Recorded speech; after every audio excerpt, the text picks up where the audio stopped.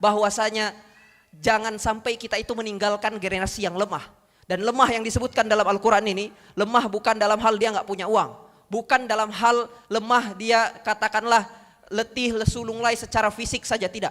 Lemah di sini adalah ketika dia takut dia itu nggak bisa makan, takut bahwa dia itu nggak diberikan rizki sama Allah. Dalam artian apa? Lemah imannya.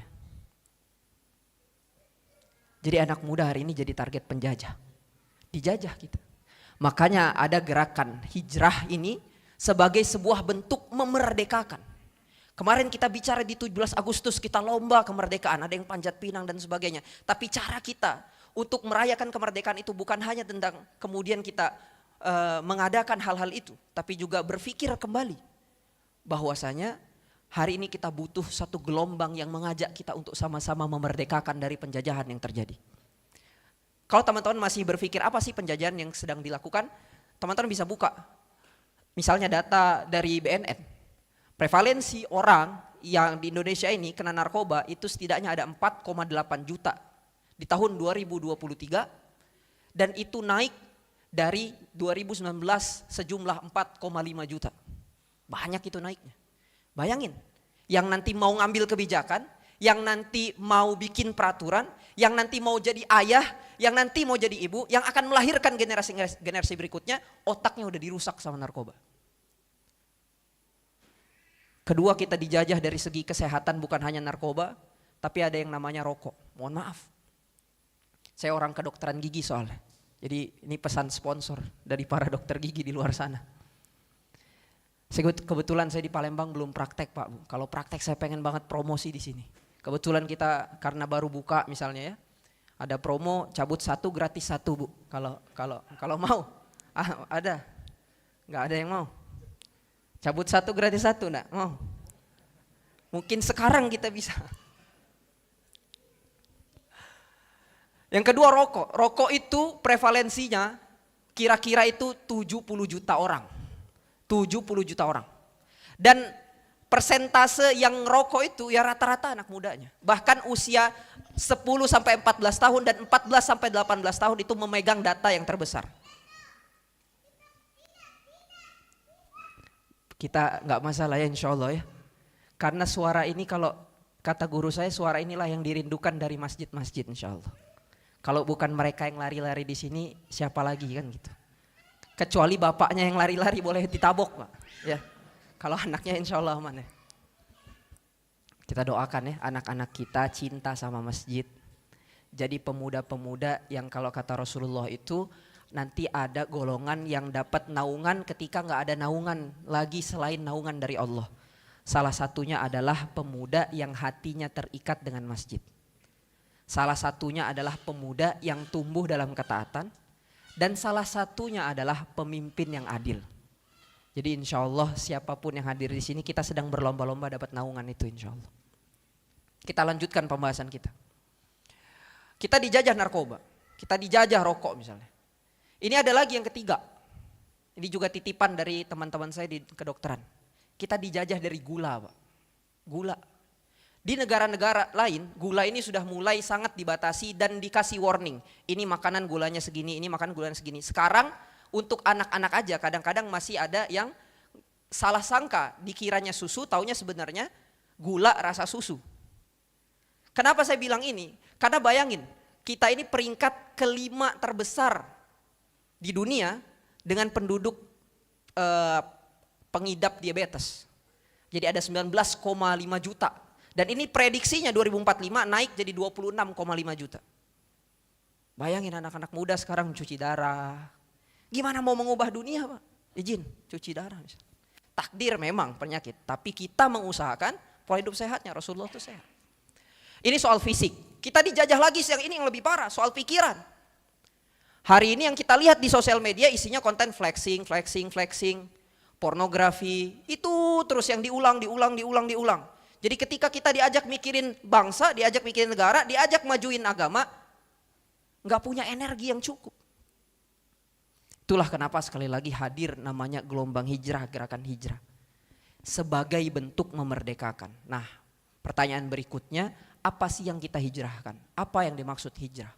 Hijrah di sini teman-teman semua bukan hanya mengganti gimana jilbabnya, bukan hanya ganti gimana celananya, bukan hanya ganti gimana fashionnya, bukan hanya ganti statusnya di bio, love Allah, love Rasulullah. Bukan hanya ganti cara update statusnya, enggak. Setidaknya kita merdekakan, pertama kita mulai merdekakan dari akal kita. Ini yang diajarkan Nabi Ibrahim alaihissalam. Kalau kita bicara tokoh anak muda di Quran itu salah satu yang paling menonjol Nabi Ibrahim. Nabi Ibrahim alaihissalam itu ketika punya strategi menghancurkan berhala-berhala, kemudian menggantungkan kapaknya di berhala yang paling besar, ini menandakan bahwa anak muda itu harus strategis. Jadi bukan emosional. Teman-teman semua ini bukan bentuk emosional, datang-datang hancurin semuanya. Ini kalau ceritanya soal emosional itu nggak ada berhala yang disisakan. Ini ceritanya tentang kreativitas, ini ceritanya tentang anak muda yang strategis. Dia gantungkan karena target dia bukan menghancurkan berhala fisiknya. Digantungkan kapaknya, datang kemudian orang-orang kaget, dipanggil Nabi Ibrahim, diajak beradu argumen, dan disinilah kualitas anak muda Ibrahim ini terlihat. Ketika ditanya, wahai Ibrahim, ngaku aja, engkau kan yang menggantungkan kapaknya, engkau yang menghancurkan berhala-berhala ini. Tapi kata Ibrahim, silahkan tanyakan pada berhala yang paling besar, tanyakan saja. Wah, mereka seakan-akan berada di atas angin mendengar hal ini. Kenapa? Wah, kamu jelas bohong. Berhala gak bisa ngapa-ngapain, dia gak bisa makan, dia gak bisa minum. Gak mungkin berhala ini menghancurkan berhala lainnya, betul? Maka kemudian Nabi Ibrahim mengeluarkan satu kalimat yang skakmat. Ini kalau direkam udah FYP, diulang-ulang. Masuk TikTok gitu kan. Menyala abangku, caption kira-kira gitu. Nabi Ibrahim alaihissalam kemudian mengatakan bahwa kalaulah berhala ini tidak bisa melakukan apapun, tidak punya daya upaya, maka mengapa kalian menyembah berhala ini? Orang-orang ini kesel. Dengar argumen gak bisa dibalas tuh kesel. Makanya Nabi Ibrahim bukan bisa dipatahkan argumennya, tapi diajak dibakar hidup-hidup. Karena target Nabi Ibrahim di sini bukan untuk menghancurkan berhala fisiknya. Berhala fisik itu dihancurkan, besoknya bisa dibangun lagi, diberdiriin lagi. Dan yang dilawan Nabi Ibrahim ini adalah ayahnya. Ayahnya itu bukan cuma penyembah berhala, tapi produsen berhalanya, pembuat Tuhannya. Jadi bayangkan dia beradu dengan keluarganya, orang-orang penting. Ini seorang Ibrahim muda nih. Kalau bahasa sekarang anak muda tahu apa sih gitu kira-kira. Tapi ini anak muda justru yang memerdekakan akal mereka. Yang diajarkan Nabi Ibrahim dalam gerakan ini bukan menghancurkan berhala fisiknya, tapi menghancurkan berhala akalnya. Inilah hijrah kita dimulai. Menghijrahkan akal kita, memerdekakan akal kita dari penghambaan selain kepada Allah. Karena merdeka sejati itu ketika kita bisa menghamba hanya pada Allah, itu merdeka yang sejati. Bagi sebagian orang, orang-orang merasa bahwa orang yang beragama adalah orang yang dijajah.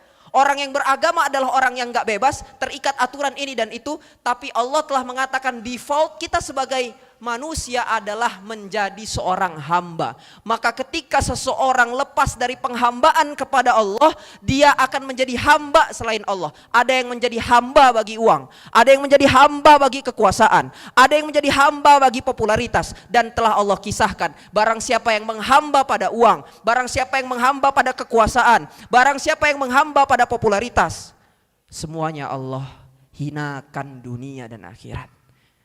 Qarun menghamba pada uang, Allah tenggelamkan bersama hartanya.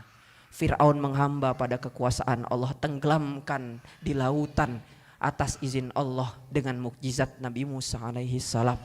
Dan mereka yang menghamba pada popularitas tidak akan pernah bahagia karena kita tidak akan pernah selamat dari lisan manusia. Itulah kenapa Allah membahas makhluk merdeka, manusia merdeka dalam Quran itu dengan kata muharrar. Hamba yang merdeka, dan muharrar itu adalah orang-orang yang beribadah kepada Allah Subhanahu wa taala. Kenapa kita perlu memerdekakan akal kita? Supaya kita bisa memahami bahwa tidak ada jalan lain untuk sukses dunia akhirat kecuali apa yang telah Allah Subhanahu wa taala tunjukkan pada kita dalam Quran. Mau bahagia, Bu?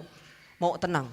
Mau kita rasanya enak, nyaman hidup di dunia ini? Kuncinya ikutin Quran. Yang bilang bukan saya tapi Quran. Allah sampaikan di surah 2 ayat 38. Qulna ihbitu minha jami'a fa imma ya'tiyannakum minni hudan faman tabi'a hudaya fala khaufun 'alaihim wala hum yahzanun.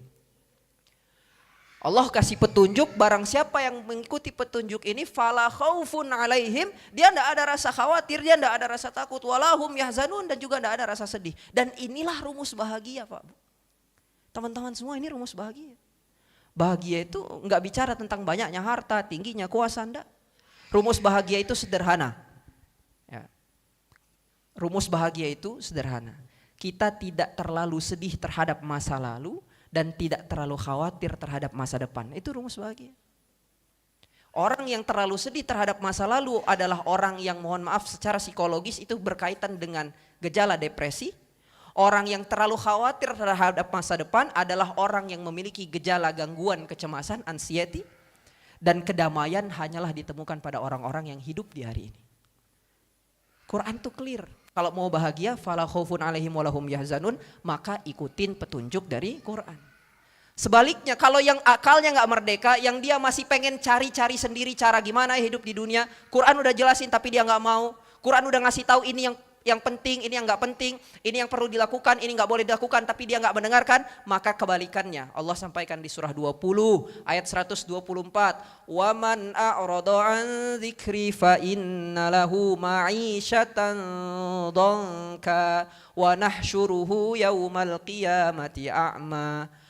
Waman a'rada an dzikri, barang siapa yang berpaling dari peringatanku, kata Allah. Waman a'rada an dzikri, dari peringatan Allah. Peringatan Allah baik dalam bentuk ayat-ayat Al-Quran, dalam bentuk hadis Rasulullah. Dia berpaling, ini yang diperintahkan tidak dikerjakan, yang dilarang malah dia langgar.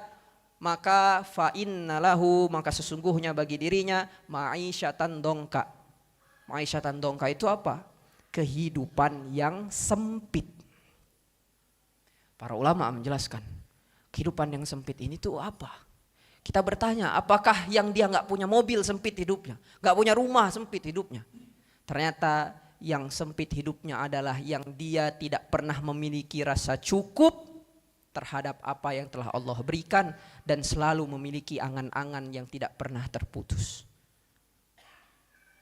Mobilnya ada, banyak, tapi tetap nggak bisa tidur.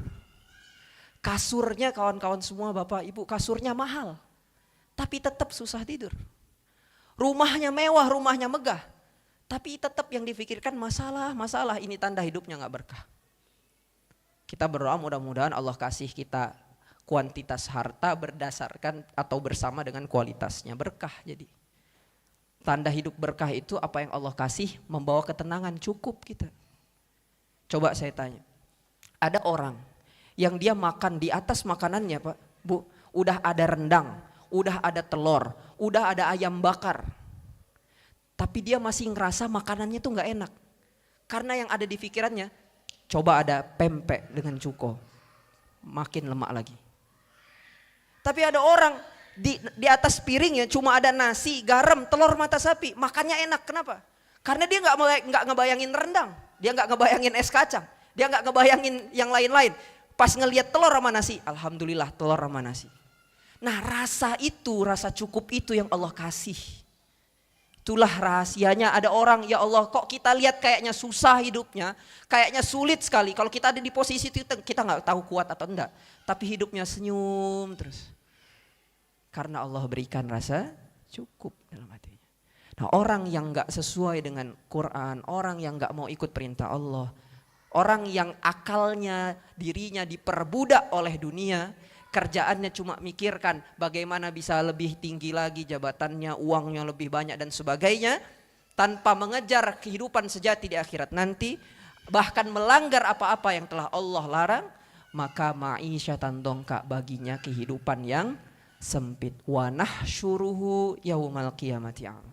Dan nanti dia dibangkitkan di hari akhir dalam kondisi yang buta, karena dalam kehidupannya di dunia dia tidak mau melihat, dia tidak mau memandang dan mempedulikan apa-apa yang telah Allah peringatkan kepadanya. Ini poin kita yang pertama. Hijrahkan pikiran kita, hijrahkan akal kita, merdeka akal kita, merdeka pikiran kita. Maka insya Allah merdeka juga jiwa-jiwa kita, merdeka aktivitas kita, bahagia kita hidup dunia akhirat. Yang kedua, khusus anak muda. Khusus anak muda. Yang kedua, merdekakan pergaulan kita. Kenapa saya bilang pergaulan? Karena anak-anak muda sekarang 90% lebih keputusannya itu bukan lagi dipengaruhi apa yang disampaikan oleh orang tuanya. Tapi dipengaruhi oleh lingkungan bermainnya. Keputusan dia ngerokok atau enggak itu diajak sama kawannya. Keputusan dia mohon maaf misalnya berpacaran atau tidak dipengaruhi oleh temannya. Baju yang dia pakai, jilbab yang dia pakai, warnanya gimana, modelnya gimana, kontennya harus kayak mana, statusnya harus kayak mana, lagu apa yang harus didengar, film apa yang harus ditonton. Keputusan-keputusan sehari-hari anak muda itu bukan lagi dipengaruhi oleh siapa yang berada di dalam rumah, tapi justru siapa yang dia temui di luar rumah. Makanya jangan heran anak pesantren bersama orang tuanya, sekolah di sekolah Islam, masuk ke pesantren, kuliah bisa berubah. Enggak lagi diawasin orang tuanya, bergaul sana sini bisa berubah. Saya menjadi saksinya. Kuliah menjadi titik balik, orang dijungkir balik. Ada yang ya, Masya Allah dari pusat kota enggak pernah pakai hijab, kehidupannya gaul dengan bebas. Di akhir semesternya pakai hijab, Allah beri hidayah banyak. Tapi banyak juga dari semester 1 pakai hijab, semester 2 mulai ganti jenis hijab, semester 3 mulai coba lepas-lepas, semester 4 sudah rok mini banyak. Sering terjadi di kota-kota besar. Saya masuk ke universitas-universitas ternama Indonesia, mampir ke kantinnya. Kalau saya ketemu anak muda cowok ngerokok udah biasa, apalagi kita di aktivis di gerakan, kadang-kadang diskusi itu orang ngerokok, oke lah sudahlah. Tapi saya sering yang mirisnya ketemu sama perempuan-perempuan yang itu sudah banyak dan itu sudah lumrah. Mereka yang rahimnya akan mengandung anak-anak kita nantinya, anak-anak Indonesia nantinya. Tapi asap-asap rokok itu telah merasuki tubuhnya. Makanya yang kedua, hijrahkan pergaulan. Kenapa ini menjadi poin penting? Saya ingin tutup dengan kisah yang dikisahkan berkaitan dengan satu surah dalam Quran, surah Al-Furqan. Kisahnya tentang seorang bernama Uqbah bin Abi Mu'aid. Uqbah bin Abi Mu'aid. Uqbah ini teman-teman semua adalah seseorang yang memang secara nasab tuh dia hina. Jadi ada nasab Yahudi pada dirinya, saat itu dia dihinakan secara nasabnya, secara keturunannya. Dan dia memang bukan lahir dari orang yang pembesar-pembesar Quraisy, enggak. Jadi dia ini orang-orang biasa yang bahkan dihinakan nasabnya. Maka dia melakukan sesuatu, gimana caranya supaya saya dihormati oleh orang? Oh, saya harus bergaul dengan orang-orang, dengan circle-circle yang dia punya pengaruh dan punya kuasa. Maka Uqbah bin Abi Mu'aid ini bergaul dengan Abu Jahal dan kawan-kawan, bergaul dengan Abu Lahab dan kawan-kawan, bergaul dengan Ubay bin Khalaf. Ini circle-nya. Makanya Uqbah ini sering diperbudak oleh Abu Lahab. Abu Lahab itu tetangga Rasulullah SAW yang Masya Allah, na'udzubillah jahatnya. Rasulullah dilemparin kotoran, nah kotorannya itu diambilin sama Uqbah, dikasih ke Abu Lahab lempar ke Rasulullah. Jadi ini orang luar biasa jahatnya. Uqbah ini dahsyat sekali, bahkan Rasulullah pernah sholat depan Ka'bah, datang Uqbah, diambil, dilepas baju beliau, digantungkan atau dicekik leher Rasulullah SAW dari belakang sampai Rasulullah kesulitan bernafas. Datang Abu Bakar, baru kemudian ada firman Allah Subhanahu Wa Taala mengatakan, apakah engkau akan membunuh seorang hanya karena berbeda keimanannya? Dan ini berkali-kali. Uqbah pernah juga Rasulullah sedang sujud, dia injak kepala Rasulullah SAW sampai seakan-akan mata Rasulullah itu pengen terdorong keluar. Nah itu susah bahasa. Saking kita kalau bisa membayangkan di sini itu nggak kebayang manusia semulia Rasulullah itu diperlakukan kayak gitu. Kita yang hina ini aja nggak pernah diuji dengan seperti itu. Tapi ini Uqbahnya dahsyat luar biasa kejahatannya. Nah kisah yang menarik dari Uqbah adalah satu hari Uqbah bin Abi Mu'aid ini punya acara, punya hajatan. Hajatan yang ngundang banyak pembesar-pembesar Quraisy termasuk Rasulullah SAW diundang. Maka Rasulullah hadir tapi kemudian beliau mengatakan, saya tidak akan memakan makananmu sebelum engkau bersahadat kepadaku. Itu Rasulullah. Uqbah ini ada juga yang mengatakan, saat beliau ini sedang jahat-jahatnya ke Rasulullah, sebenarnya di sisi lain ada percikan bahwa dia ini kagum sama Rasul. Ada percikan bahwa mulai masuk nih sinar-sinar hidayah itu. Mulai masuk. Maka ketika Rasulullah katakan, "Oh, aku tidak akan makan makananmu sampai engkau bersahadat," maka Uqbah bin Abi Mu'aid akhirnya bersahadat di hadapan Rasulullah. Asyhadu alla ilaha illallah wa asyhadu anna Muhammadar Rasulullah. Singkat cerita, Ubay bin Khalaf yang tidak hadir di acara itu mendengar bahwa Uqbah telah murtad. Maka kalau dalam bahasa circle ini dikonfrontir, disidang, diajak ngobrol empat mata. Wahai Uqbah, apakah benar engkau telah murtad dari agama nenek moyangmu dan bersyahadat kepada Rasulullah? Maka Uqbah mengatakan, aku mau gimana lagi wahai Ubay? Masa sekelas Rasulullah tidak mau makan di acaraku, apa kata orang? Maka aku terpaksa melakukan itu. Terpaksa aku bersyahadat, terpaksa aku mengucapkan itu. Sebab apa kata orang kalau acaraku ini dihadiri oleh pembesar-pembesar dan Rasulullah tidak mau makan makananku? Apa kata orang? Ubay nggak percaya. Kata Ubay, oke, kalau memang kau terpaksa, buktikan. Datangi Rasulullah, ludahi dia, hina-hina dia. Ejek-ejek Rasulullah, baru aku akan percaya. Ubay dilema. Uqbah dilema. Apa dilemanya? Kalau dia tinggalkan circle-nya Abu Jahal, Ubay bin Khalaf, mereka pembesar-pembesar ini, inilah mereka-mereka yang memberikan keuntungan buat dia. Karena Uqbah ini bukan siapa-siapa, tapi dengan bergaul dengan mereka, dia dapat keuntungan bisnisnya. Dia dapat keuntungan sosialnya, derajatnya dihormati, bisnisnya diberikan kelancaran. Maka dia dilematis, ini kalau saya keluar dari circle-nya ini, gimana caranya saya hidup ini? Saya balik lagi dong jadi orang yang hina.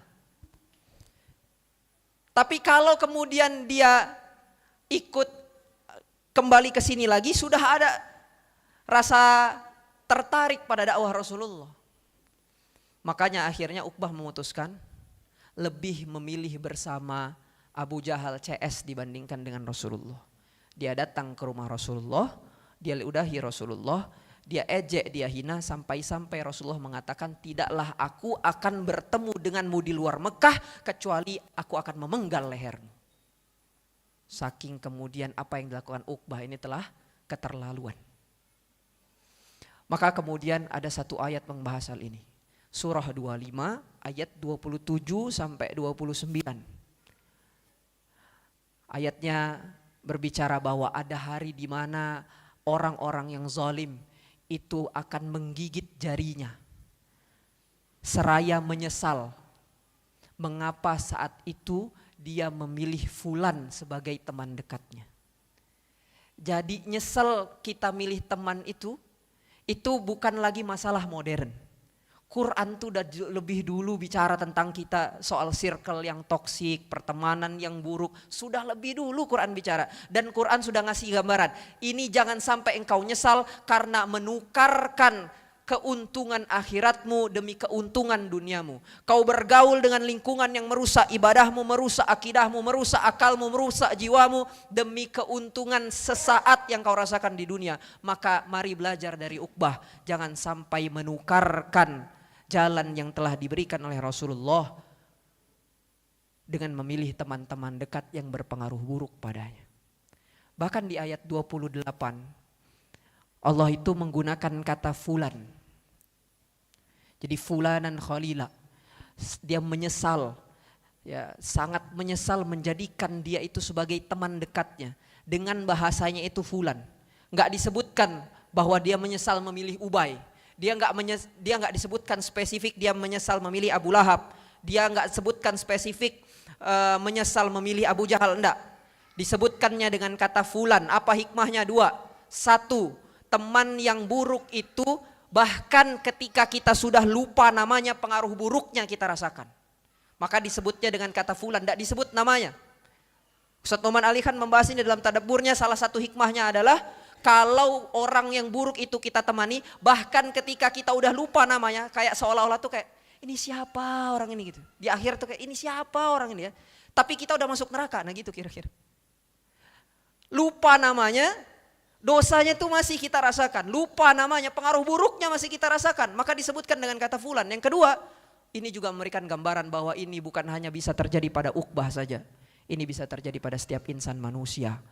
Bahwa semua orang bisa jadi ada dalam pergaulan yang salah. Maka jangan sampai kita betah berada di sana. Hijrahkan pergaulan kita, hijrahkan lingkungan kita. Sebagaimana Rasulullah mengatakan, jika ada pilihan antara penjual minyak wangi dengan tukang pandai besi, maka bergaullah dengan orang yang menjual minyak wangi. Karena bisa jadi engkau gak dapat minyak wanginya, tapi insya Allah engkau akan mendapatkan aroma wanginya. Kau tidak dapat minyaknya tapi aroma wanginya telah bermanfaat bagi tubuhmu. Tapi kalau kau bergaul dengan tukang pandai besi, memang bisa jadi engkau bajumu terbakar gitu ya. Atau kemudian engkau mendapatkan aroma buruk dari apa yang dilakukannya itu. Maka bisa jadi kalau kita berada di pergaulan yang buruk, kita mungkin tidak mengikuti apa yang dia lakukan, keburukannya. Tapi keburukan itu pasti akan menimpa atau berefek sedikit demi sedikit pada kita. Dan inilah cara yang dilakukan oleh setan ketika bicara tentang menghilangkan iman dalam hati seseorang. Dia mulai masuk dari lingkungan yang kita anggap baik, yang kita awalnya percaya diri berada di lingkungan itu, tapi ternyata lingkungan ini menjauhkan kita dari Allah Subhanahu wa taala. Inilah 2 poin penting bicara tentang hijrah anak-anak muda, hijrah soal hari ini. Pertama, hijrah akal kita, ikut sama Allah, ikut jadi hamba Allah yang sejati. Masuk Islam secara kafah, secara totalitas. Dalam setiap aspek kehidupan kita. Tadi sudah dibahas oleh guru kita. Bagaimana kemudian kita, apapun yang kita lakukan, profesi kita, semuanya tambahkan value Islam di sana. Jadikan itu sebagai ladang dakwah kita. Dan yang kedua adalah hijrahkan pergaulan kita. Ada banyak sekali sebenarnya pembahasan soal hijrah pergaulan ini. Tapi mudah-mudahan pengantar ini bisa menjadi sesi diskusi kita nanti. Ketika kita ingin bicara bagaimana kita bisa hijrah sejati, bukan hanya mengganti performa diri, bukan hanya mengganti apa yang kita pakai, bukan hanya mengganti apa yang kita tulis sebagai status, tapi benar-benar mengganti setiap pilihan yang kita buat dalam hidup kita selalu dilandaskan apakah Allah ridho dengan kita atau tidak. Ketika Allah sudah hadir dalam kehidupan kita, maka mudah-mudahan setiap langkah kita diberikan keberkahan. Keberkahan itu menghadirkan ketenangan dunia dan akhirat untuk kita. Wallahu muwaffiq ila aqwamit thoriq. Assalamualaikum warahmatullahi wabarakatuh. Waalaikumsalam warahmatullahi wabarakatuh. Masya Allah, luar biasa. Kami ucapkan terima kasih kepada Ustadz M. Muhammad Atiatul Muqtadir atau Mas Fatur, yang dimana kita belajar banyak kisah yang dimana sangat menginspirasi kita pada malam hari ini, serta banyak sekali poin-poin penting yang kita bisa ambil dari materi yang beliau sampaikan. Bagaimana semuanya, masih semangat? Masih. Takbir. Allahu Akbar. Takbir. Allahu Akbar. Baiklah semua, selanjutnya marilah kita bersama-sama dengarkan pemateri yang kedua yang akan disampaikan langsung kepada gurunda kita, yaitu Ustaz Reno. Kepada beliau kami persilakan. Bismillahirrahmanirrahim. Assalamualaikum warahmatullahi wabarakatuh. Alhamdulillah, hamdan wa syukran lillah, salatan wa salaman ala rasulillah wa ala alihi wa sahbihi wa mawala. Asyhadu an la ilaha illallah wa asyhadu anna muhammadar rasulullah. Allahumma salli ala sayyidina wa maulana Muhammad sallallahu alaihi wasallam. Amma ba' faqala Allah ta'ala fi kitabihil karim. Bismillahirrahmanirrahim.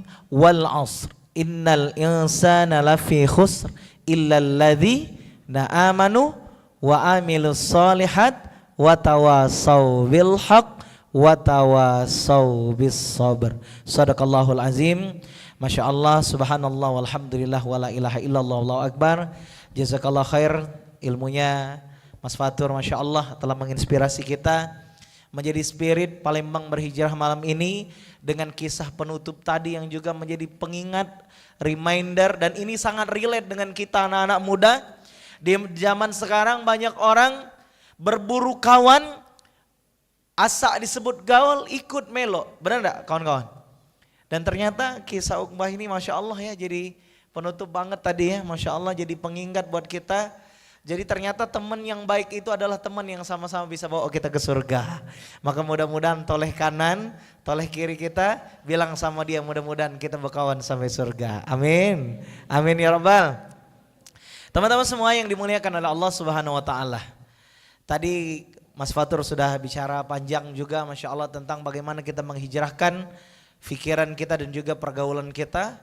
Saya akan menyambung tentang bagaimana ternyata bila mana kita hijrah, apa yang akan Allah janjikan untuk kita yang berhijrah. Berhijrah bagaimana kita menjadi pribadi yang lebih baik, merubah apapun yang tadi buruk jadi baik, yang baik makin sempurna dan mulia. Apa fasilitasnya dari Allah Subhanahu wa taala di dalam Al-Qur'an surah An-Nisa ayat 100?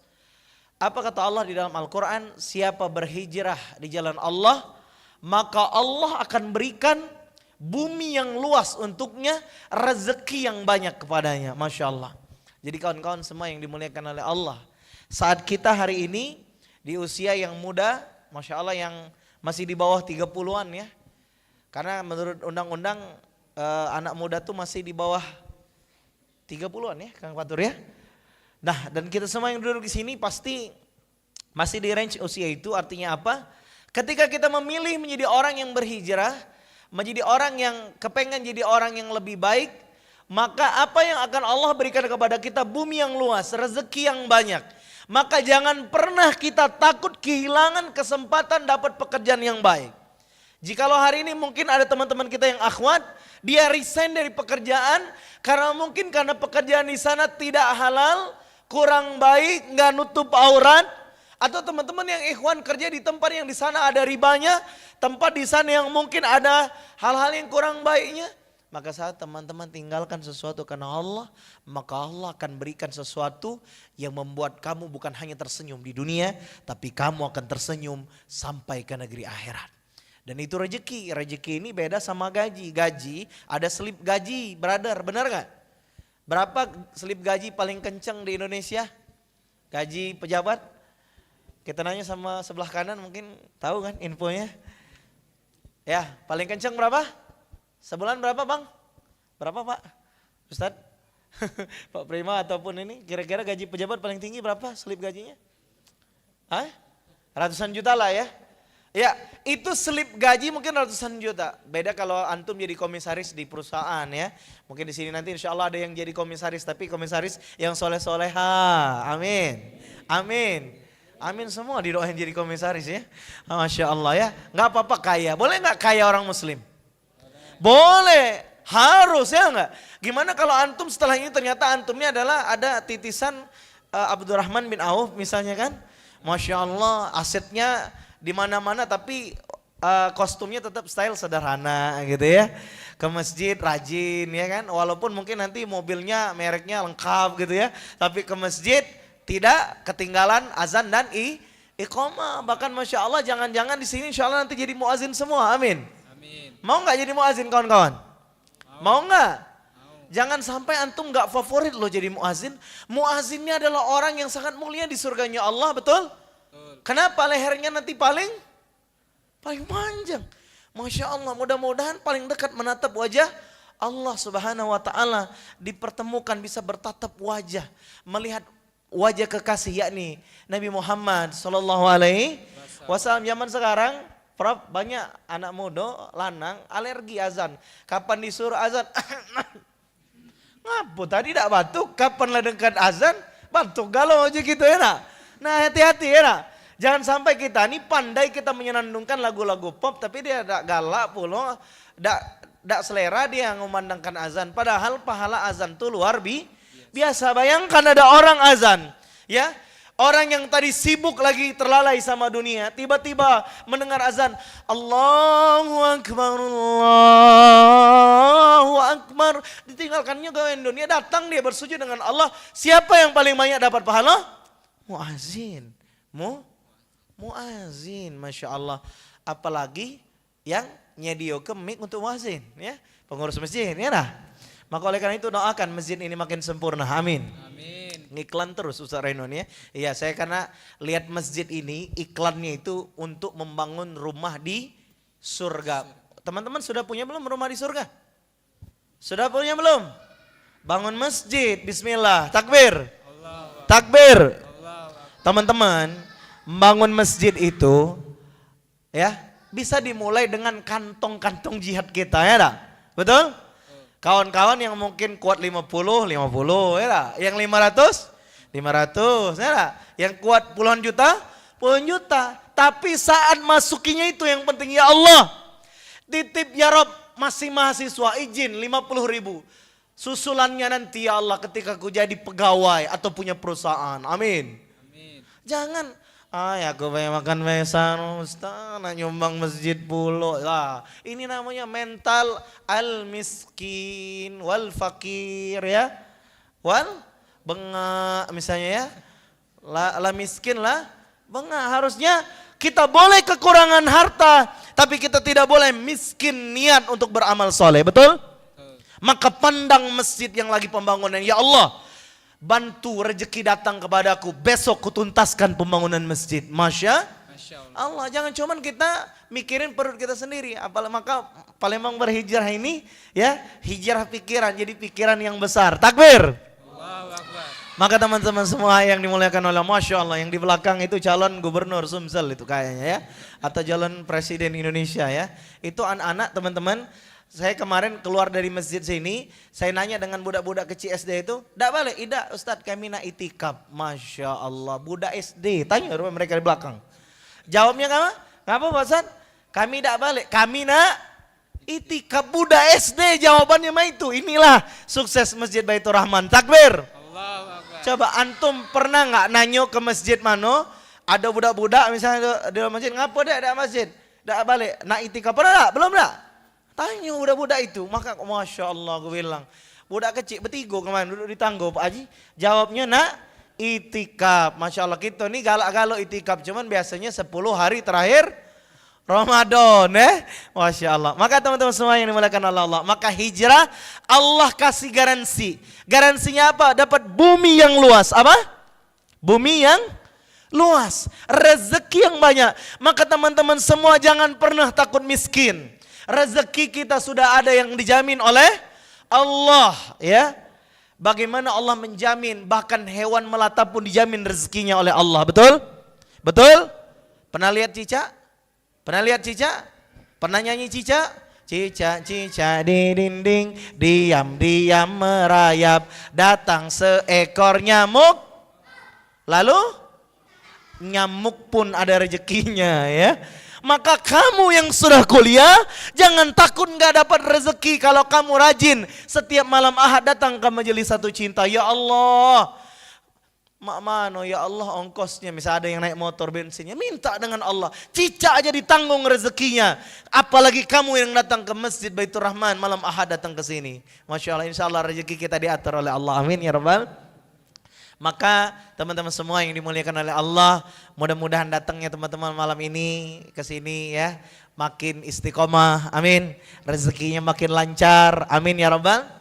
Dan tentu karena bicara tentang hijrah teman-teman, hijrah ini butuh perjuangan. Maka carilah, kalau tadi Uqbah kisahnya circle-nya ya, bukan fisabilillah, maka kita harus punya mindset, ya Allah, aku pengen punya circle fisabilillah. Maka teman-teman jadikan majelis Satu Cinta ini malam Ahad menjadi salah satu circle fisabilillah teman-teman semua. Are you ready? Are you ready? Mudah-mudahan sering datang malam Ahad insyaallah ya. Amin. Dan teringat dengan sebuah pergaulan juga teman-teman. Orang-orang baik itu pasti ada godaannya, betul?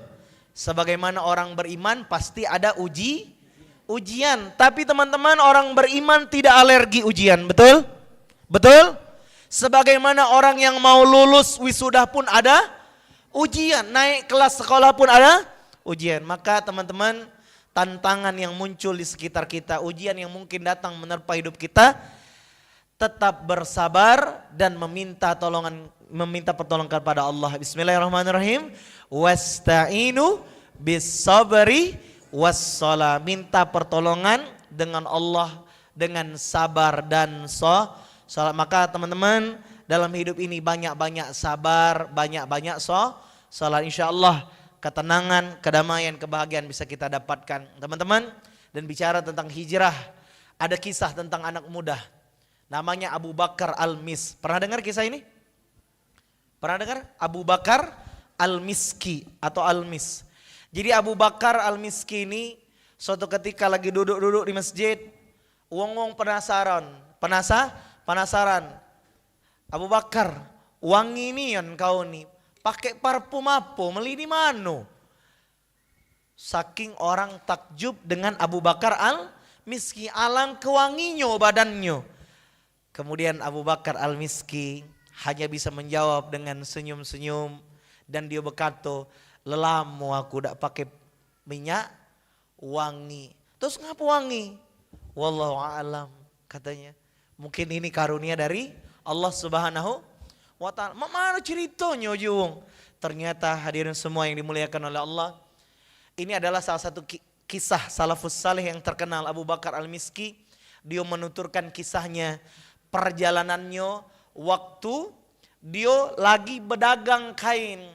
Ada cewek yang cakep, cantik manggil dia meli kain. Tapi ketika sampai di rumah, ternyata bibi ini naksir dengan mamang itu, ya. Lelamu nih anakku nih naksir dengan kau. Leta lop you nian dengan kau. Akhirnya dikuncinya pintu rumah tuh, ya. Mohon maaf, ya. Akhirnya apa? Diancamnya Abu Bakar yang belagak tampan ini, kalau kau dak galak melayani aku, berjinah dengan aku, berteriak aku di sini, agak kau digebuki wong. Masya Allah teman-teman, apa yang terjadi kalau antum semua dihadapkan dengan kisah ini? Betino belaga, ya tak? Berduit puluh, ya tak? Diancam puluh mah itu. Mama no apa jadinya? Tapi apa yang terjadi dengan Abu Bakar al-Miski? Ya, dia berdoa dengan Allah, di dalam kolbunya tetap ingat kepada Allah. Ya Allah, mak mana caranya? Bagaimana caranya ini? Ya tak? Bagaimana caranya ini? Akhirnya terilhamkan petunjuk Allah kepada hati seorang yang beriman, yang hatinya ada Allah. Akhirnya dia berkata dengan bibi itu, bi, aku nak bersih ke badan aku dulu supaya wangi. Akhirnya dia izin nak ke toilet WC. Dan apa yang terjadi? Muncul ide di sana. Ketika dia BAB, akhirnya muncul ide kreatif anak muda. BAB itu dilumurkan ke badannya. Masya Allah, ketika dia keluar, berteriak bibi ini, diusirnya, pergi kau dari sini. Busuk nian kau ini. Akhirnya Masya Allah, selamat Abu Bakar al-Miski dari gerbang bahaya zina. Masya Allah. Dan suatu ketika pada suatu malam dia bermimpi, ada seorang yang menyampaikan ungkapan kepadanya, engkau telah melakukan apa yang belum pernah dilakukan oleh orang lain, dan dijadikan wanginya. Masya Allah. Dan ketika terbangun, betul wangi Abu Bakar al-Miski, wangi tubuhnya, sehingga masyarakat di sekitarnya menggelarinya al-Miski karena wangi seperti parfum al-misk. Masya Allah. Ini teman-teman semua, mudah-mudahan kita semua bisa komitmen menjaga diri. Amin ya Rabbal. Maka teman-teman, kisah Ashabul Kahfi tadi yang juga Kang Fatur sudah menyinggung, ada penting anak muda harus idealis. Anak muda harus idealis, tapi idealisnya dengan nilai-nilai ketuhanan kepada Allah Subhanahu wa taala, sebagaimana kisah Ashabul Kahfi ditidurkan oleh Allah Subhanahu wa taala. Jadi tidur itu bisa jadi menjadi pertolongan Allah, betul? Sederhana ditidurkan, tapi ketika tidur ditidurkan Allah, ini menjadi pertolongan. Ashabul Kahfi menyelamatkan imannya, makanya 309 tahun ditidurkan, Masya Allah. Dan tauhid di sana dia ingin menyelamatkan imannya, dan tolong ketika pertolongan Allah datang, cara-cara Allah menyelamatkan seorang yang pengen beriman. Dan mudah-mudahan kita semua di sini yang duduk di sini malam ini, Allah selamatkan iman kita di tengah zaman yang sekarang, ya, Gen Z, generasi milenial dan anak muda, pasti banyak godaan dunia, tapi mudah-mudahan apapun godaan dunia yang datang dengan kita tidak tergoda dengan hal-hal yang aneh-aneh. Kenapa? Karena kita ingin selalu dekat dengan Allah. Maka doanya, ya Allah, bimbing aku ya Allah untuk bisa memperbaiki amal-amalku. Bimbing aku ya Allah untuk bisa menjadi pribadi yang selalu baik. Barakallahu fikum. Wassalamualaikum warahmatullahi wabarakatuh. Waalaikumsalam warahmatullahi wabarakatuh. Masya Allah, barakallah Ustadz ya. Kami ucapkan terima kasih kepada Ustadz Reno yang dimana menjadi penyemangat bagi kita untuk menjadi pemuda yang berhijrah, ya Kak ya. Iya. Oke, gimana ya Kak selanjutnya? Baiklah, untuk selanjutnya, sesi selanjutnya yaitu sesi tanya jawab dan curhat. Baik, bagi teman-teman jangan malu-malu ya untuk bertanya. Ya, bagi siapapun yang ingin bertanya, kami persilakan dari akhwat maupun ikhwannya untuk bertanya. Baik.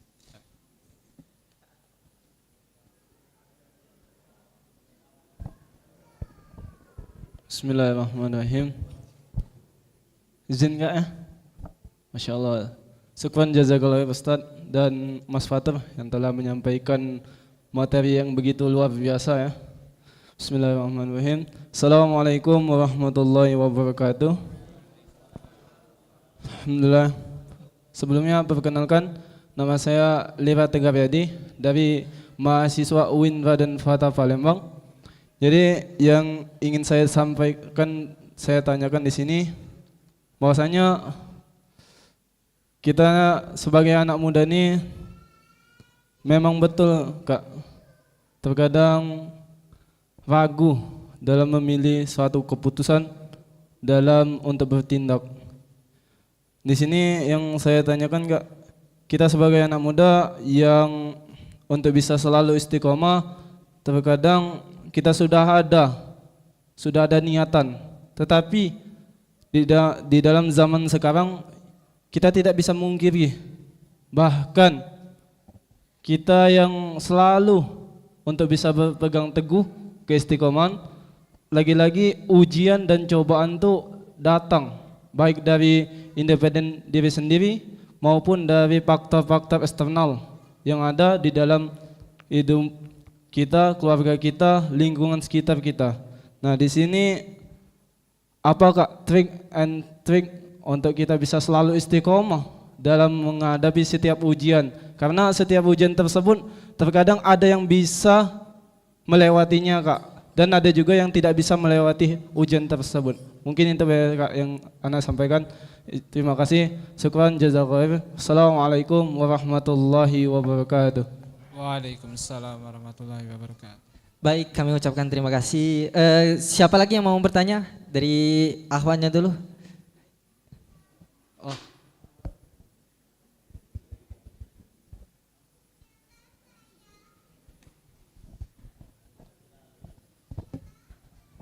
Bismillahirrahmanirrahim. Assalamualaikum warahmatullahi wabarakatuh.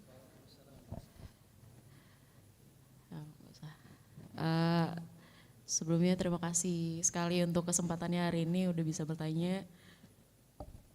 Saya nggak tahu nih boleh atau nggak bilang ini, tapi saya ada rasa emosional sedikit karena saya merasa bersyukur, lalu juga ada rasa sedih juga karena mohon maaf Mas Fatur itu mirip sekali dengan wajahnya mirip sekali dengan almarhum kakak kandung saya.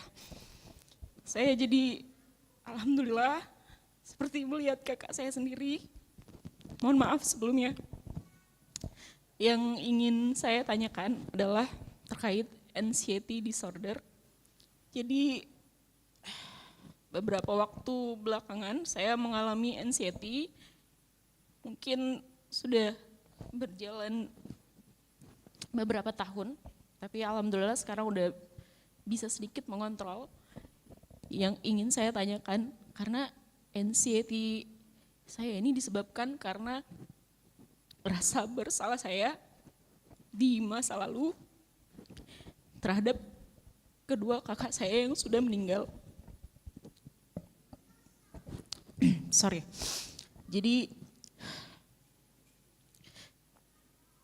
bagaimana cara saya untuk bagaimana cara saya yang baiknya yang saya lakukan untuk bisa lebih ikhlas atas kepergian kakak saya. Itu saja. Terima kasih. Assalamualaikum warahmatullahi wabarakatuh. Waalaikumsalam.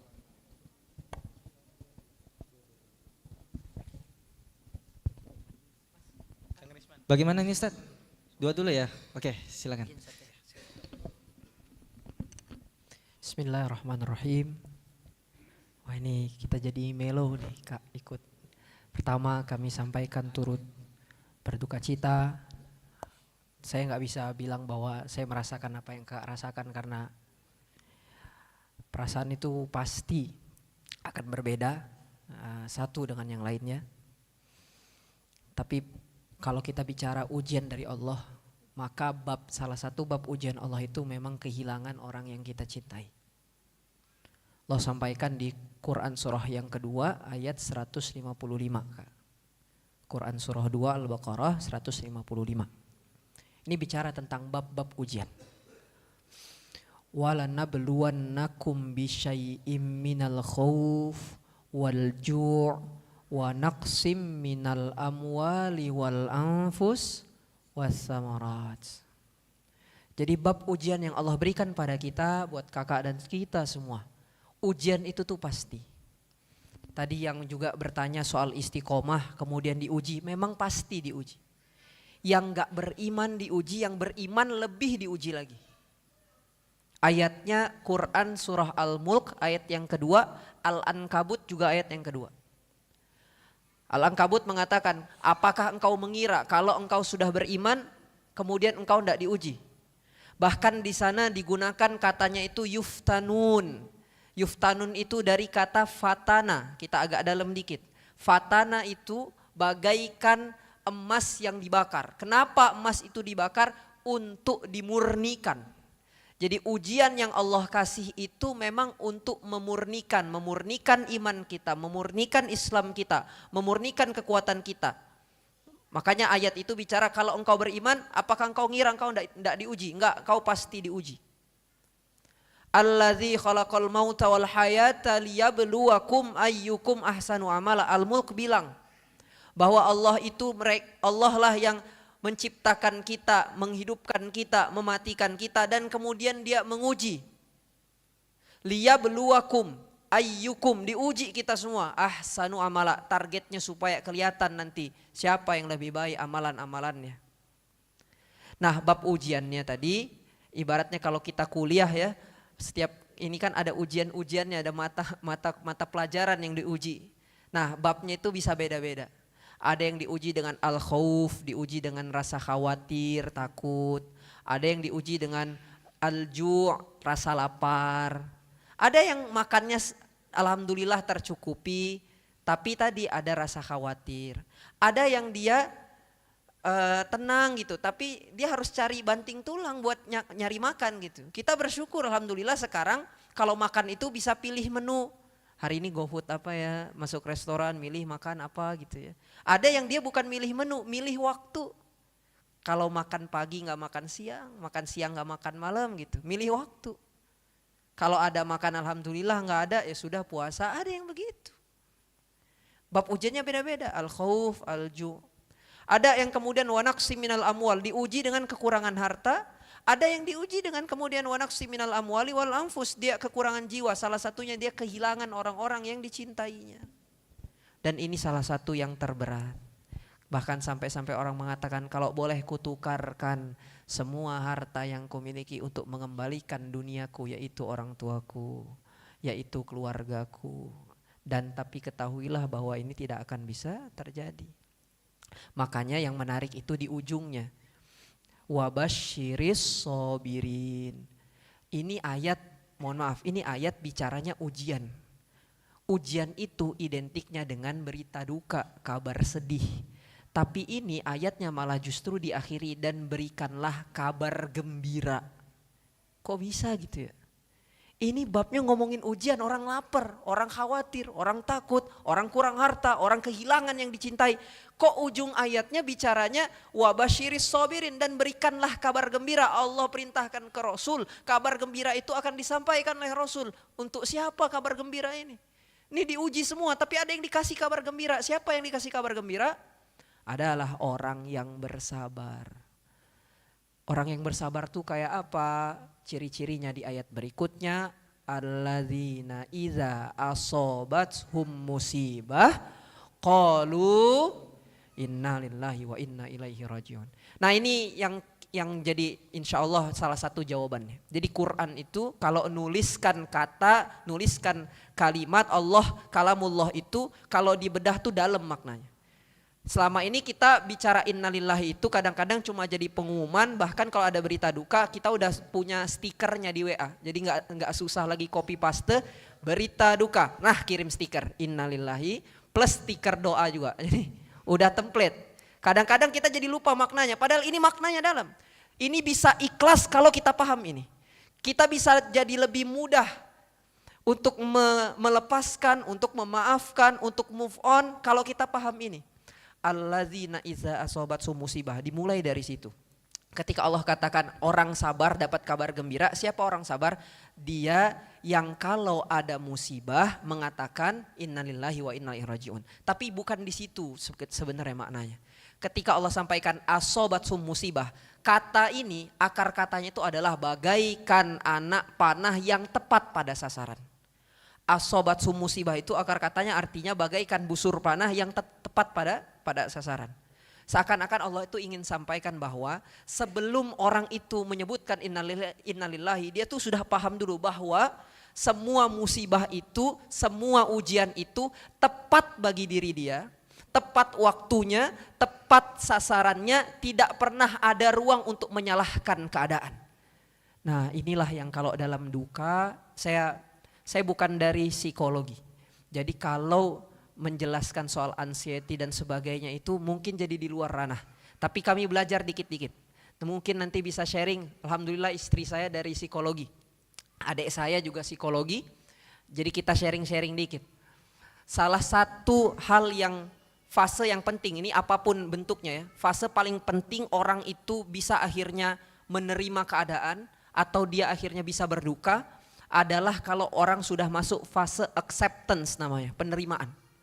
Kalau dia masih denial, dia itu masih menyalahkan keadaan, menyalahkan kenapa sekarang, kenapa harus kenapa ini, saya udah begini, saya udah begitu, kenapa harus terjadi. Banyak yang begini. Nah, fase ini nih belum bisa betul-betul bisa melepaskan. Tapi fase acceptance di sini masuk dulu. Nah, allazina iza asobatsu musibah itu membuat kita lebih cepat masuk ke acceptance. Karena kita langsung paham bahwa ini ujian datangnya dari Allah dan Allah yang memberi ujian ini layak untuk berikan pada kita, tepat waktunya, tepat keadaannya, tidak pernah ada salah.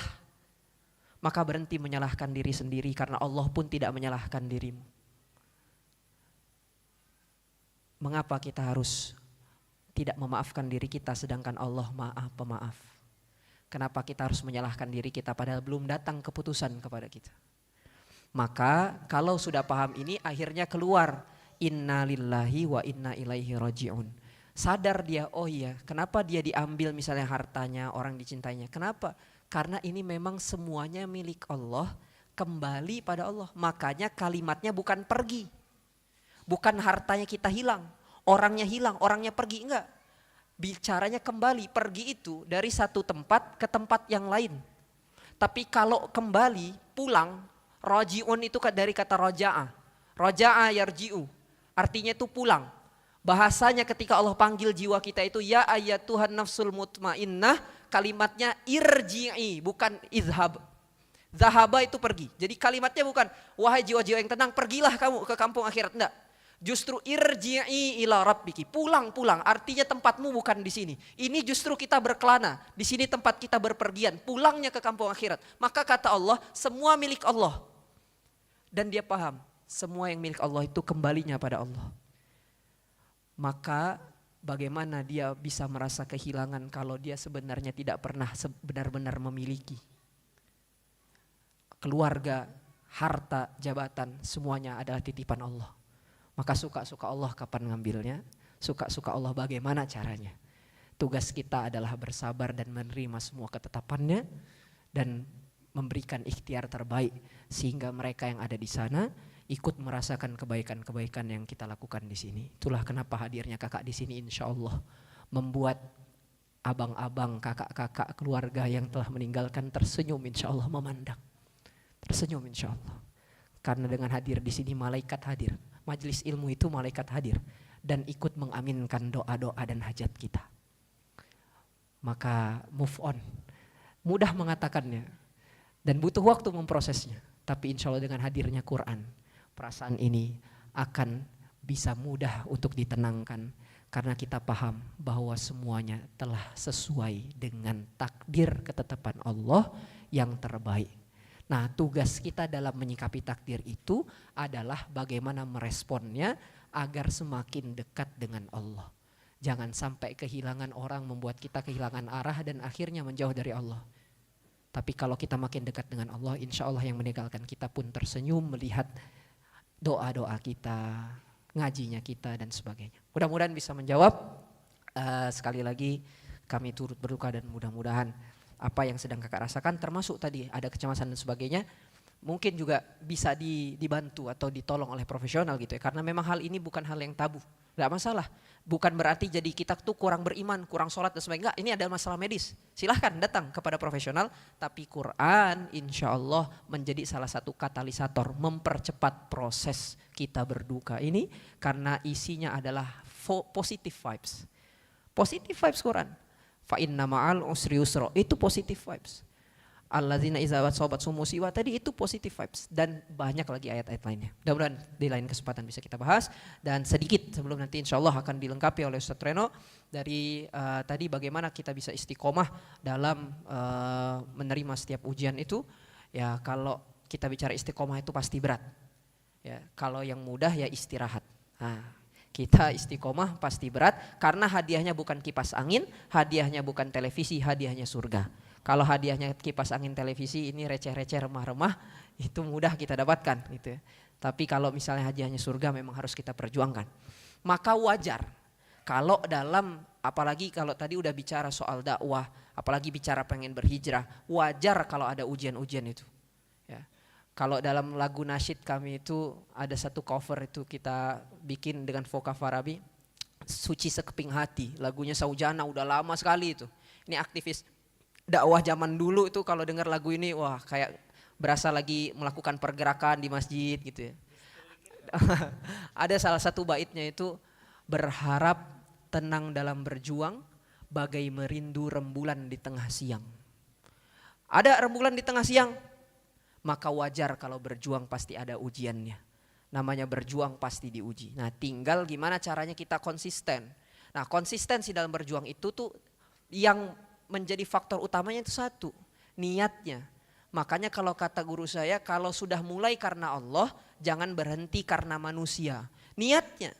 Ini niat itu bagaikan akar pohon yang tertancap dalam, yang nanti ketika pohon itu tumbuh, sekuat apapun angin yang menerpa, dia akan ditentukan oleh sekuat apa akar itu menancap ke dalam. Itu soal niatnya. Artinya kalau kemudian kita masih ngerasa ragu, mulai lemes dan sebagainya, mari ingat kembali mengapa kita memulai. Kalau kita sudah mulainya karena Allah, maka jangan berhenti karena manusia.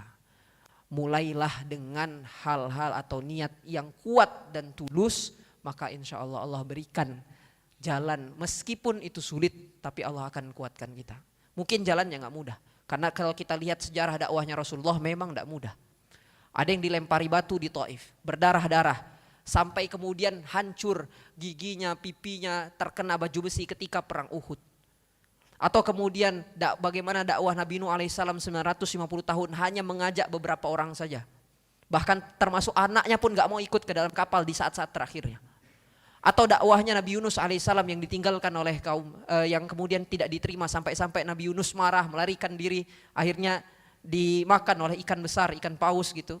Sampai akhirnya kemudian dia bertobat, Allah berikan lagi kaumnya. Atau dakwahnya Nabi Musa alaihissalam yang diberikan tanggung jawab setidaknya kepada 3 orang. Kepada siapa Nabi Musa berdakwah? Ila Fir'auna wa Hamana wa Qarun. Kepada Korun, kepada Fir'aun, kepada Haman. Ini orang-orang luar biasa, dakwah kepada mereka ini gak mudah. Makanya salah satu doanya tadi kita baca, Rabbi shrah li sadri wa yassir li amri. Itu doanya Nabi Musa. Kenapa? Karena dia mau berhadapan dengan Fir'aun dan gak mudah. Jadi kalau kita baca sejarah ini, nah salah satu cara kita menguatkan niat kita itu adalah dengan belajar sirah, dengan belajar kisah-kisah perjuangan dakwahnya. Syahidah pertama Sumayyah binti Khayyaf. Itu gimana coba syahidahnya? Dia dijemur di padang pasir, kemudian mohon maaf ditusukkan dengan besi yang panas, ada yang mengatakan dari perut tembus kepalanya, ada yang mengatakan dari mohon maaf dari kemaluan tembus kepada kepalanya. Dan itu disaksikan oleh Yasir keluarganya. Sampai-sampai Rasulullah hanya bisa mengatakan sobran ya ala Yasir, sabar wah Yasir. Ini sudah terlalu kejam, tapi inilah yang kemudian diterima dalam dakwah ini. Bilal bin Rabah juga begitu, muazin kita. Ya. Dijemur yang kemudian ditindih batu sampai beliau mengatakan ahadun ahad. Kenapa salah satunya beliau mengatakan ahadun ahad itu? Ya, ada satu hikmah ini. Ternyata ada yang mengatakan saat itu yang baru dia pelajari dari ayat Quran itu adalah kul huwallahu ahad. Jadi bayangkan, satu surat saja itu bisa meneguhkan keimanan yang luar biasa. Kita hari ini belajar berapa surat, bagaimana nasib keimanan kita? Baru belajar satu surat, ahadun ahad itu disampaikan oleh Bilal bin Rabah. Jadi ujiannya itu pasti ada, tapi yang kemudian membuat kita kuat adalah niat kita. Dan terakhir, indikator keberhasilan kita dalam dakwah ini bukanlah kita tuh berhasil ngajak orang. Jadi rame, jadi nggak berhijab jadi berhijab, jadi yang dia nggak sholat jadi sholat misalnya. Itu bukan indikator keberhasilan kita. Itu adalah hidayah dari Allah. Indikator keberhasilan kita tadi sudah disampaikan oleh Ustaz Reno, surah 4 ayat 100. Kalau kita teruskan di sana, bahwa orang yang hijrah itu dapat bumi Allah yang luas, rezeki yang banyak. Nah, di ujung ayat itu disampaikan, kalau dia hijrah meskipun saat itu tuh dia belum sampai, itu udah diterima di sisi Allah. Jadi hijrah itu indikator keberhasilannya, bukan kita tuh bisa ngubah orang, bukan jadi rame, bukan orang jadi berubah dan sebagainya, itu hidayah dari Allah. Bahkan kalau kita ngerasa orang berubah karena kita, bersihkan hati kita, karena tidak ada sepeser pun kita tuh bisa mengubah hati orang. Sekelas Nabi SAW, Nabi Nuh alaihissalam, itu kenapa dikisahkan ada orang-orang terdekatnya yang gak ikut dalam dakwah beliau, supaya kita paham bahwasanya yang bisa membolak-balikkan hati itu bukanlah jagonya kita ngomong, bukan hebatnya otak kita, bukan kerennya apa yang bisa kita sampaikan, tapi itu murni dari Allah. Jadi ini juga membuat kita nothing tulus, jangan terlalu kecewa betul kalau kita lakukan ini gak bisa ini, karena indikator keberhasilannya adalah sampai kita mati di atasnya. Sampai kita di ujung akhir hayat nafas kita masih berdakwah dan masih terus bergerak fi sabilillah di jalan Allah ini. Itulah indikator keberhasilan yang mudah-mudahan ini bisa menjawab dua pertanyaan tadi. Fadol kepada Ustadz, mungkin bisa lebih melengkapi lagi yang kurang-kurangnya dari Anda. Masya Allah, ini udah lengkap banget ya. Mungkin saya menyempurnakan dengan surah Al-Insyirah saja. Dua-duanya mirip, nyambung. Allah Subhanahu wa taala berfirman, Bismillahirrahmanirrahim, alam nasyrah laka sadrak. Bukankah kami yang melapangkan dadamu? Jadi kunci semua menghadapi ujian, diuji dengan apapun itu adalah bagaimana hati kita kepengen, ya Allah lapangkan dadaku. Minta supaya Allah lapangkan dada. Orang mau ikhlas, ilmu ikhlas seumur hidup belajar. Maka pengen, ya Allah dilapangkan dada. Sehingga apa, kalau kita sudah dilapangkan dada oleh Allah, nanti Allah yang ringankan ujian. Makanya habis alam nasyrah laka sadrak wa wada'na anka wizrak alladzi anqada zahrak wa rafa'na laka zikrak fa inna ma'al usri yusra, inna ma'al usri yusra. Jadi ketika ujian itu Allah izinkan hati kita lapang, Allah ringankan ujian kita, maka sebesar apapun masalah, maka katakan pada masalah, hai masalah, kau mungkin kelihatan besar, tapi aku punya Allah yang maha besar, yang akan menolongku, yang tidak pernah tidur, yang maha menyaksikan, maha menolong. Maka teman-teman semua, maka sebagai pesan penutup, karena ini mungkin sudah jam 10 ya, mohon maaf belum ada sesi tanya jawab lagi kayaknya Kang Fatur ya, karena di sini banyak ahwal juga. Insya Allah kita sharing time-nya kita akan sambung malam Ahad depan, insya Allah ya.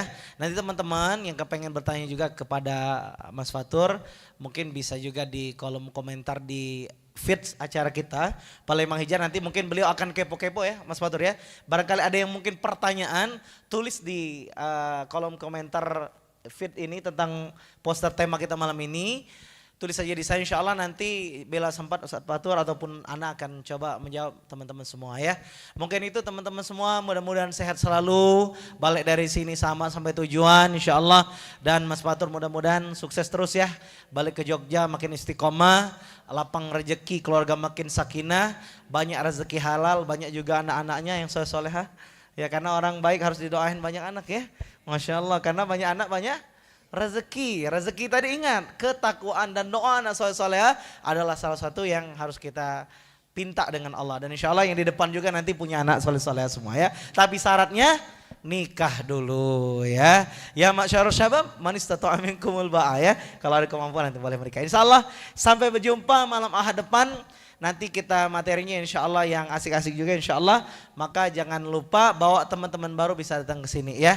Terima kasih, itu penutup dari Ana. Saya kembalikan kepada MC. Barakallahu fikum. Alhamdulillah sahabat, semua sudah terjawab tadi 2 pertanyaan yang disampaikan dari Ikhwan dan Akhwat.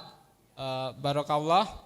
Semoga pertanyaan tadi bisa menjadi manfaat serta jawabannya tadi sungguh sangat luar biasa. Oke, lanjut saja kita ke sesi selanjutnya, yaitu sesi doa dan muhasabah yang akan disampaikan oleh gurunda kita Ustadz Reno. Kepadanya kami persilakan. Mari kita berdoa kepada Allah Subhanahu wa taala. Ila hadratin Nabil Mustafa sallallahu alaihi wasallam. Al-Fatihah.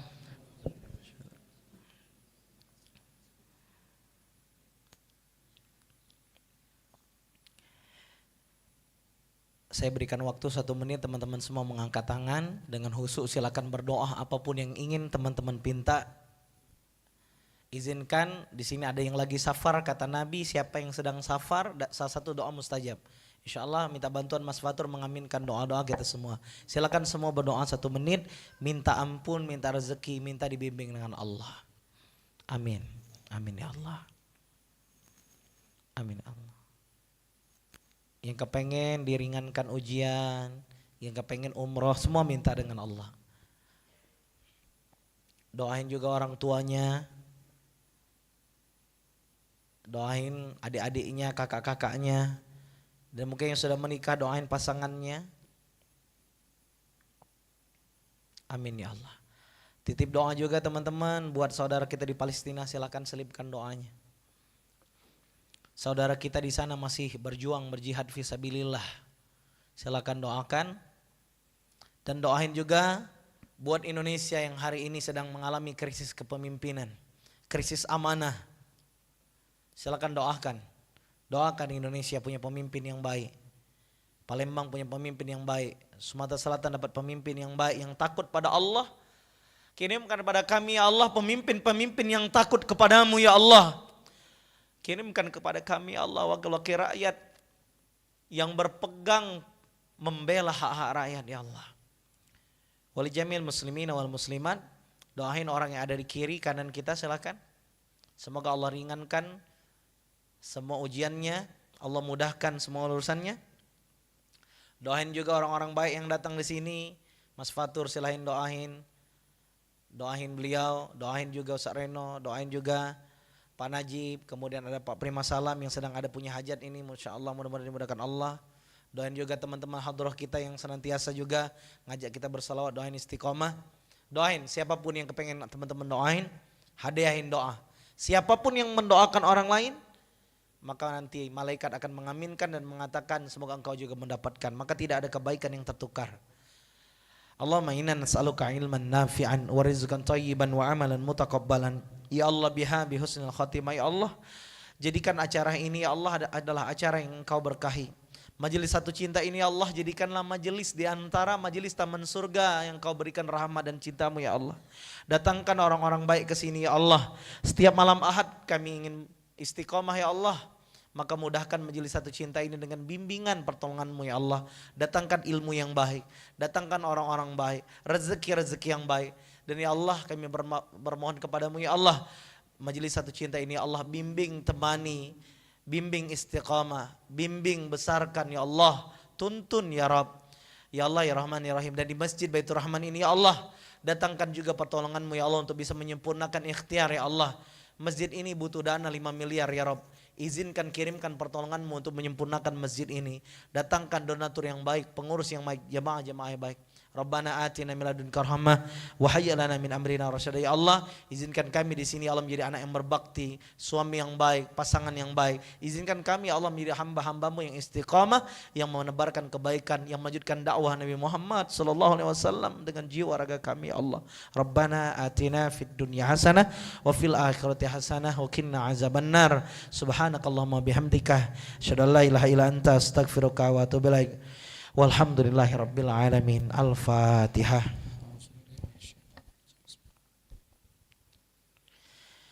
Teman-teman semua hati-hati di jalan nanti pulang. Dan izin juga Ustaz Reno mengundang malam Ahad depan semuanya datang kembali insyaallah. Insyaallah. Insyaallah. Takbir. Allahu Akbar. Mudah-mudahan sukses semua ya, insya Allah takbir. Allahu Akbar. Dan Ustaz Reno juga sebagai penutup teman-teman semua ya mengajak untuk bawa teman-teman sebanyak-banyaknya insya Allah. Ini karena edisi spesial jadi agak panjang sedikit ya. Biasanya kita juga insya Allah jam 9-an biasanya sudah kelar ya. Maka teman-teman jangan khawatir, semoga bisa datang terus. Balik dari sini makin sehat, rezeki makin lancar, ilmu makin banyak. Amin Allahumma. Amin. Dan ini ada oleh-oleh sedikit teman-teman ya. Mungkin sudah dibagikan quotes-nya, sudah disebar, sudah? Mana teman-teman di belakang sudah di-share. Ini ada oleh-oleh diterima quotes ya, motivasi. Mudah-mudahan bisa ditempel tempat-tempat yang baik.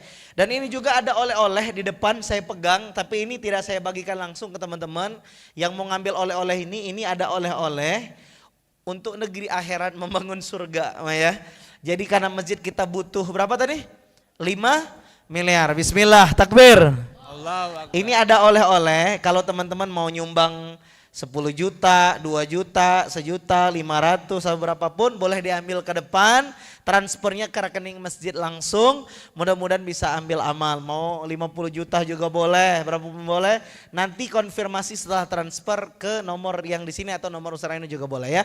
Silakan kalau ada yang mau ngambil oleh-oleh juga, voucher bangun masjid berapapun teman-teman bisa ya. Terima kasih. Saya kembalikan ke MC. Assalamualaikum warahmatullahi wabarakatuh. Waalaikumsalam warahmatullahi wabarakatuh. Baiklah sahabat semua yang insya Allah dimuliakan Allah, dengan berakhirnya doa tadi maka berakhir juga acara kita pada malam hari ini. Sebagai penutup, apabila ada kata-kata salah dari kami mohon maaf kepada Allah. Marilah kita sama-sama bermohon ampun. Kami akhiri. Wassalamualaikum warahmatullahi wabarakatuh.